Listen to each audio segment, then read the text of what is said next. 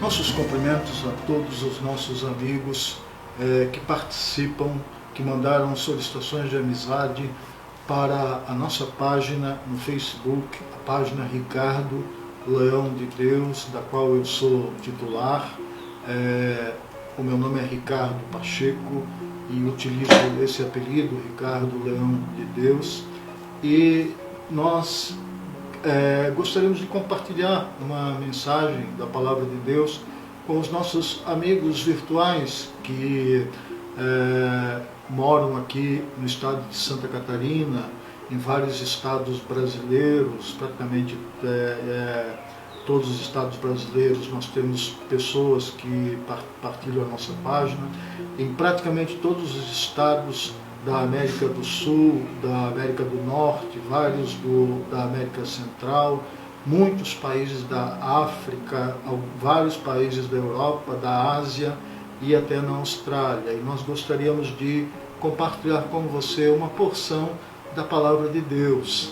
E seria muito bom para você. Jesus disse: bem-aventurados aqueles que ouvem a Palavra de Deus, e nem só de pão o homem viverá, mas de toda a palavra que procede da boca de Deus. E nós gostaríamos de partilhar com você uma porção das Escrituras, da Palavra de Deus, que está na carta do apóstolo Paulo aos Efésios, capítulo 2, verso 1 ao 10, onde nos escreveu assim o apóstolo aos gentios: Ele, Deus, vos deu vida, estando vós mortos nos vossos delitos e pecados, nos quais andastes outrora, no passado, segundo o curso deste mundo, segundo o príncipe da potestade do ar, do espírito que agora atua nos filhos da desobediência, entre os quais também todos nós andamos outrora, no passado,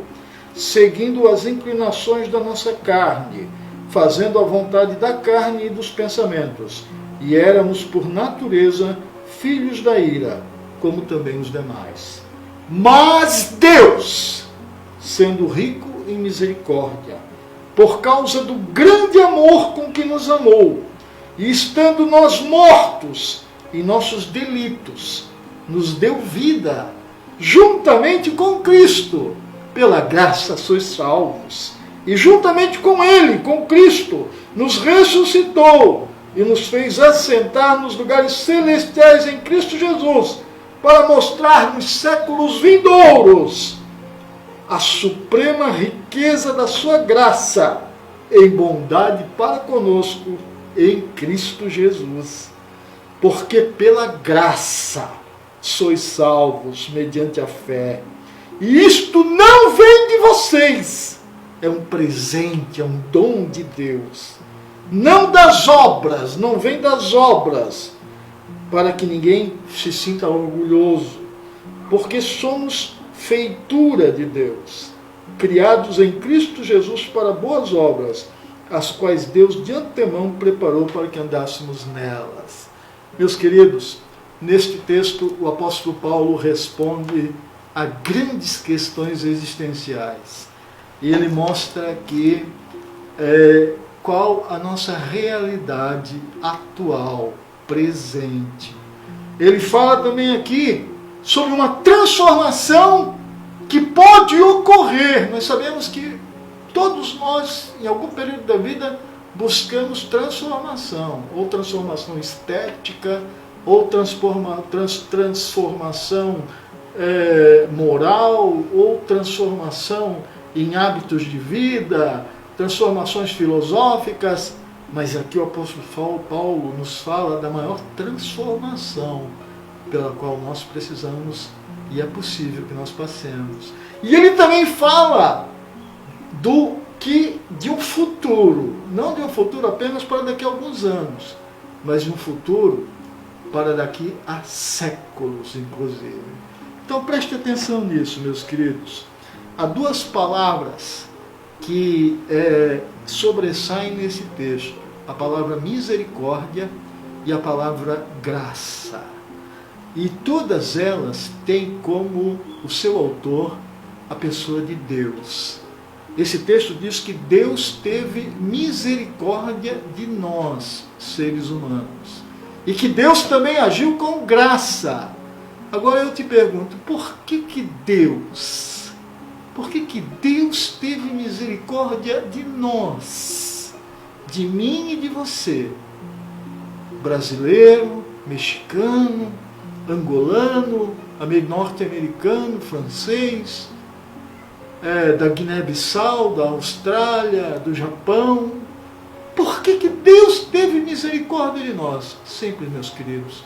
É porque a Bíblia, a palavra de Deus, nos mostra que eu e você fomos criados não para morrer. Você sabia disso? A Bíblia revela que a morte é uma anomalia. Essa palavra esquisita significa que a morte é uma coisa que não deveria acontecer. Anomalia é uma coisa estranha, como alguém ter 3 braços, por exemplo, uma anomalia, certo? Nós não fomos criados para morrer, por isso que a morte nunca será uma coisa natural. Mas a morte veio por causa do pecado. Deus disse para os nossos pais, Adão e Eva, no dia que vocês comerem dessa árvore, vocês morrerão. E a morte entrou. A morte entrou. Então, como eu já disse no passado, eu já viajei por mais de 75 cidades, e em todas elas eu vi uma coisa em comum. Todas elas havia uma coisa chamada cemitério. Podia faltar o banco tal, podia faltar determinada igreja, determinado refrigerante, determinado restaurante, determinada cadeia de fast food, mas todas elas tinham em comum que havia no mínimo um cemitério, porque esta é a realidade da vida, e é a realidade para o rico e para o pobre, para o letrado e para o inculto. Mas esse texto aqui diz que Deus teve misericórdia de nós. O que é misericórdia? É quando Deus não nos dá o castigo que merecemos pelas nossas maldades. E o que é graça? Graça é quando Deus nos dá aquilo que nós não merecemos. Misericórdia é quando Ele deixa de nos dar o castigo que nós merecemos, que nos é devido. Graça, o presente que Ele nos concede. E esse texto nos fala disso. Agora, irmãos, vejam bem uma coisa muito interessante nesse texto. O versículo 1 diz assim: Ele, Deus, vos deu vida, estando vós mortos nos vossos delitos e pecados. Veja bem que aqui há uma diferença também. O normal da vida humana é primeiro nós temos a vida e depois morrermos. Não é assim? Vivemos 10, 20, 30, 40, 80 anos e depois morremos. Não é? Agora o apóstolo está dizendo aqui que Deus, Ele nos dá vida estando nós mortos. Por que isso? Porque aos olhos de Deus, meu querido, toda pessoa que vive na prática do pecado está morta. Você sabia disso? Quando Deus disse para Adão e Eva, no dia que vocês comerem daquela árvore, do fruto da árvore da vida, vocês morrerão. E abre-se aqui um parênteses, não tem nada a ver com sexo não, porque antes disso Deus disse assim: crescei e multiplicai-vos. Então Adão e Eva, e segundo tradições antigas, eles viveram vários anos no paraíso antes de cometerem aquele pecado. Eles foram criados para fazer sexo, e o sexo era, como é ainda, uma bênção no casamento. Então, quando eles desobedeceram a Deus, eles foram expulsos do paraíso, mas eles viveram quase 1000 anos. O que morte, então, que eles experimentaram? Foi a morte espiritual, porque nós somos corpo, alma e espírito. O espírito deles morreu, eles pararam de sentir a presença de Deus. Eles foram dominados pela alma, ou por uma mente afastada de Deus. E ali começou a maldade humana, que não teve mais fim, que culminou num Hitler mandando matar 6 milhões de judeus, e em tantas outras tragédias que se sucederam. Pois bem, meus queridos, certa vez Jesus, ele estava passando por um lugar, e ele tinha um grupo de discípulos que o seguiam. Não eram apenas 12, eram muitos, dezenas. E ele, olhando para um certo jovem, ele disse assim: você venha me seguir. E esse jovem disse assim: deixa primeiro eu sepultar os meus pais. Mas Jesus falou uma coisa muito estranha para ele. Ele disse assim: olha, deixa aos mortos os sepultarem os seus mortos. que quer dizer isso? Jesus não estava mandando defunto sepultar defunto. É que para Deus, toda pessoa que não tem a vida em Jesus, toda pessoa que não se arrependeu e recebeu Jesus como seu Senhor e Salvador, essa pessoa está morta diante de Deus. Para ter a vida é preciso ir a Deus e confessar-se pecador e crer em Jesus. Pois bem, meus queridos, então esse texto diz aqui: Ele vos deu vida, estando vós mortos nos vossos delitos e pecados. Ah, mas eu não sou tão mau, é mesmo? Se você cometer um pecado por dia, multiplica por um mês, depois pelos anos, por um ano, depois pelos anos da sua vida. E a Bíblia diz, Salmo 149, que a riqueza toda de um homem não paga sequer um pecado. Pois bem, entre os quais, verso 2, nos quais andastes outrora, segundo o curso deste mundo, segundo o príncipe da potestade do ar, do espírito que agora atua nos filhos de desobediência. Esse texto aqui, o apóstolo Paulo mostra que a pessoa que não tem a vida em Cristo, a pessoa que é chamada de homem ou mulher natural, ele anda sob 3 poderes. O poder do curso desse mundo. O que é o curso desse mundo? A palavra mundo na Bíblia ela é empregada em 3 sentidos. A criação de Deus, que é boa, é o mundo bom. O mundo no sentido da humanidade, por isso que em João 3,16 diz, porque Deus amou o mundo de tal maneira que deu o seu Filho, está falando da humanidade. E o mundo no sentido mal, que está dizendo, por exemplo, em 1 João capítulo 3, verso 15, não ameis o mundo nem as coisas que no mundo há, porque tudo que há no mundo, o amor daquele que ama o mundo, o amor do Pai não está nele. Esse mundo significa um sistema maligno, dominado por Satanás, que Jesus disse que é o príncipe desse mundo. Esse mundo é um sistema que manda fazer tudo que é contrário a Deus. Esse mundo diz que deve-se abortar, o que é crime diante de Deus, porque só Deus pode dar e tirar a vida. Esse mundo, o sistema do mundo diz que um homem pode ter sexo com outro homem, o que é contra a palavra de Deus. Esse mundo diz que os políticos podem roubar o povo, tirar dinheiro do povo, e por aí vai. O mundo é o sistema contra os mandamentos de Deus. E quando a pessoa não tem Jesus, não tem o Espírito Santo na vida, ela caminha segundo o curso desse mundo. Deixa a esposa com os filhos e vai atrás de outra, certo? Este é o mundo. Pois bem, a pessoa que não tem Jesus na sua vida, que não tem o Espírito Santo, ela caminha segundo o curso desse mundo. E diz aí também que essas pessoas, elas andam segundo as inclinações da sua carne. A carne não é o corpo. Carne significa a nossa inclinação a fazer aquilo que é mal, certo? Aquilo que é mal. E isso vai levando um abismo a outro abismo. A pessoa começa a fazer o mal e a Bíblia diz assim, que o pecado vos dominará. Um abismo chama outro abismo. A pessoa começa com uma coisa pequena e aquilo vai engolindo ela igual poço de areia movediça. Pois bem, fazendo a vontade da carne e dos pensamentos, e eras por natureza filhos da ira. E fala também, aqui no verso 2, segundo o príncipe da potestade do ar, do espírito que agora opera nos filhos da desobediência. Ou seja, existem demônios, espíritos das trevas, agindo nesse mundo, tentando entrar na mente das pessoas, influenciando-as para fazerem o mal.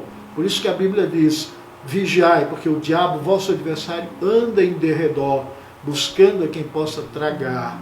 Então por isso você precisa da palavra de Deus, por isso você precisa de Jesus, para escapar das seduções do maligno.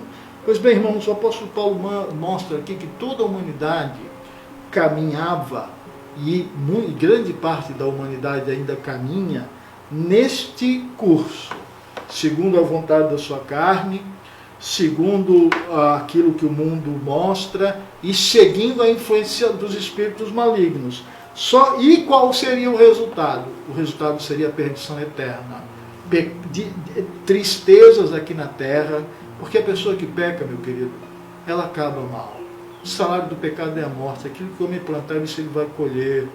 Viu? A mocinha que hoje começa a ter relação sexual com o namorado, ao invés de buscar a vontade de Deus para saber se aquela pessoa é o homem de Deus para a vida dela, o rapaz começa a ter sexo com a namorada, ao invés de buscar a vontade de Deus para saber se aquela é a moça para a sua vida, e os dois esperarem o casamento, essas pessoas estão caminhando para a escravidão sexual, para dali a alguns anos estarem velhos, frustrados e às vezes acabarem sozinhos, porque o salário do pecado é a morte.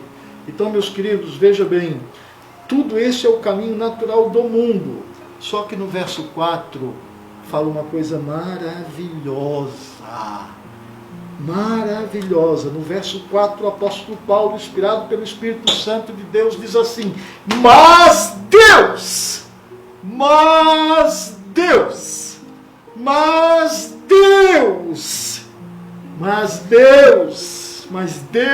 quis fazer alguma coisa. Mas Deus não se contentou em ver a sua criação derrotada, desgraçada pelo pecado, escravizando uns aos outros, matando uns aos outros, sendo maus uns com os outros, patrão explorando o empregado, pai estuprando filha, gente sendo destruída pelo álcool, pelas drogas, gente caminhando para morrer e ir para o inferno. Mas Deus, sendo rico em misericórdia, ou seja, não querendo dar, deixando que a punição que nós merecemos caísse sobre nós, definitivamente. Mas Deus, sendo rico em misericórdia, por causa do grande amor com que nos amou, por causa do grande amor com que te amou, você aí em Gâmbia, você aí em Portugal, você aí na Guiné-Bissau, você aí em Joinville, você aí em Rondônia, você aí em Paris, você aí em Nova York, você aqui em Florianópolis, mas Deus, sendo rico em amor, aleluia, Ele não querendo isso, por causa do seu grande amor com que nos amou, e estando nós mortos em nossos delitos, Ele nos deu vida juntamente com Cristo. Você sabe por que Cristo veio aqui na terra? Não foi só para apanhar, feito cão amaldiçoado. Ele veio aqui para cumprir as profecias, e uma delas é a de Isaías 53, 4, 5, diz assim: Mas Ele foi transpassado pelas nossas transgressões e moído pelas nossas iniquidades. O castigo que nos traz a paz estava sobre Ele, pelas suas pisaduras fostes sarados. Você sabia que uma das últimas frases, a última frase que Jesus disse na cruz foi tetelestai, que significa está pago. Significa que Ele pagou o preço. Por isso que João Batista, quando viu Jesus, disse assim: Eis o Cordeiro de Deus que tira o pecado do mundo. Por quê? Porque na tradição dos judeus, todo ano uma família tinha que ir a Jerusalém, levar um cordeiro para matar. O sacerdote matava, e isso significava que diante de Deus todos os pecados que aquela família tinha cometido estavam perdoados. Era a lei de Moisés. Só que aquilo ali era um símbolo do que Jesus ia fazer. Assim eram salvas as pessoas do Antigo Testamento, matando um cordeiro, mostrando a sua fé em Jesus e procurando seguir a lei de Deus. Mas como a Bíblia ensina que ninguém conseguiria obedecer a Deus completamente, eles iam falhar. Então todo ano tinham que oferecer o sacrifício. Aí Deus mandou o sacrifício perfeito, o Cordeiro de Deus. Então, meu querido, mas Deus, sendo rico em misericórdia, por causa do grande amor que nos amou, estando nós mortos em nossos delitos, nos deu vida juntamente com Cristo. Pela graça sois salvos. Aí nós entramos nessa palavra graça, que ela é escrita mais de 200 vezes no Novo Testamento. Essa palavra graça vem do grego e é uma palavra que significa aquilo, um ato de Deus. A graça é a ação que resulta do amor de Deus. Deus nos ama e Ele faz alguma coisa. Graça. Deixa eu te dar um exemplo para você, mulher casada. Se o seu marido te diz, eu te amo, eu te amo, eu te amo, mas ele não traz para você um presentinho de vez em quando, não te dá elogios, não te ajuda a fazer o trabalho de casa, certo? Isso é suficiente para você? Não. Ele pode até falar, mas está faltando graça. Está faltando demonstrações. Pois bem, o amor de Deus, ele é demonstrado pela sua graça. E o apóstolo Paulo diz assim: conheceis a graça de nosso Senhor Jesus Cristo, é Filipenses 2, em que Cristo, sendo rico, se tornou pobre por nós. A graça que nos salva. Por isso que o apóstolo Paulo diz, porque pela graça sois salvos. Que graça é essa? A graça de um Filho de Deus que não tinha pecado, que não tinha condenação. Ele tomou o nosso lugar lá na cruz. Ele que não tinha pecado, pagou o preço por nós e ressuscitou para a nossa salvação. E o apóstolo Paulo diz assim: e juntamente com ele nos ressuscitou. Você sabia, meu querido? Nós falamos que o ser humano está morto, mas na hora em que alguém crê que Jesus, admite que é pecador, e crê que Jesus morreu por ele e ressuscitou, e diz: Deus, eu sou um pecador, mas eu quero me arrepender. A palavra arrependimento significa mudança. Eu quero mudar, eu quero deixar o pecado, e eu quero que Jesus seja o meu Salvador. Quando ela faz isso com sinceridade, o Espírito Santo entra na vida dela, e a Bíblia diz, 2 Coríntios 5,17, se alguém está em Cristo, é uma pessoa nova. As coisas velhas passaram e tudo se fez novo. O Espírito Santo entra nessa pessoa, dá um banho de limpeza nessa pessoa, e ela ressuscita. Agora não é mais aquela pessoa que mentia, que falava mal. Quero ler para você um pequeno texto de um hino. É o hino mais cantado nos países de língua inglesa. Esse hino, Amazing Grace, foi escrito por um homem que foi traficante de escravos. E ele escreveu esse hino, e ele diz assim, numa das estrofes: quando estivermos lá, na eternidade, há 10.000 anos, brilhantes como o sol, não teremos menos dias para cantar e louvar a Deus, a sua surpreendentemente graça, que salvou o miserável como eu. Aleluia! Isso é a graça de Deus, meus queridos. Isso é a graça de Deus, porque pela graça sois salvos mediante a fé. O que é a fé? A fé vem da palavra grega pisteuo, e ela significa 3 coisas. Você acredita com a mente, você confia com o seu coração e você passa a obedecer a Deus. A fé significa crer com a mente que você é pecador, que Jesus veio para morrer por você e que Ele ressuscitou. Você confiar no seu coração que Ele é o teu Salvador, e você resolver no teu coração se arrepender e com a sua boca pedir a salvação e passar a obedecer a Deus. Isso é a fé bíblica. Isso é a fé bíblica.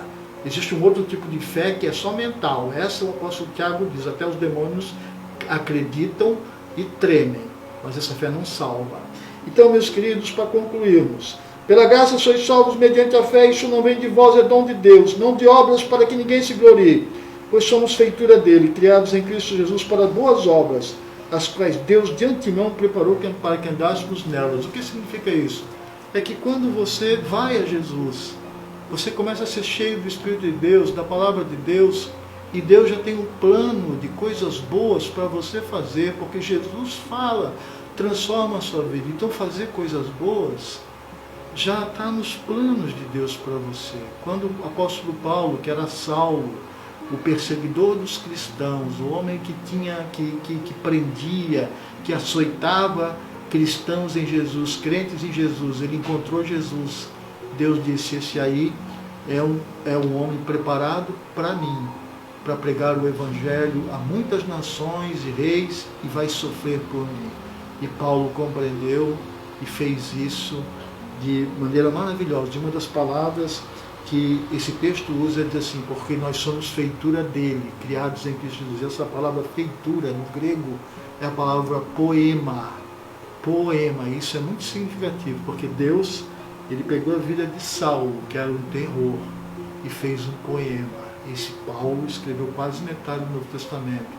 Escreveu textos belíssimos, como 1 Coríntios 13, onde ele descreve o amor, aquele texto lindo: ainda que eu tenha a língua dos homens e dos anjos, se não tiver amor, nada serei. O amor é paciente, benigno.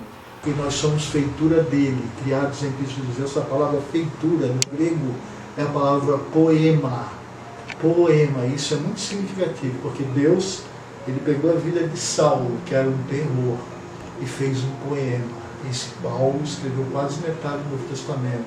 Escreveu textos belíssimos, como 1 Coríntios 13, onde ele descreve o amor, aquele texto lindo. Ainda que eu tenha a língua dos homens e dos anjos, se não tiver amor, nada serei. O amor é paciente, benigno.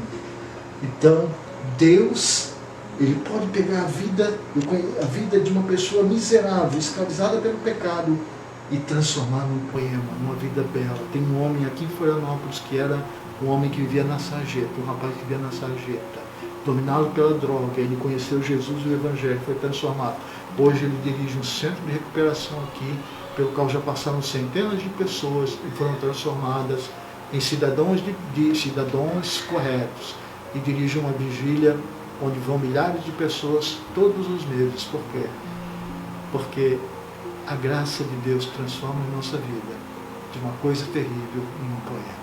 E essa graça está ao seu acesso. E para terminar de verdade, se você quiser experimentar essa graça, viu? Em Romanos capítulo 10, verso 9, diz como? Fala assim: se com a tua boca confessares a Jesus como Senhor, como aquele que manda, e em teu coração creres que Deus ressuscitou dos mortos, serás salvo.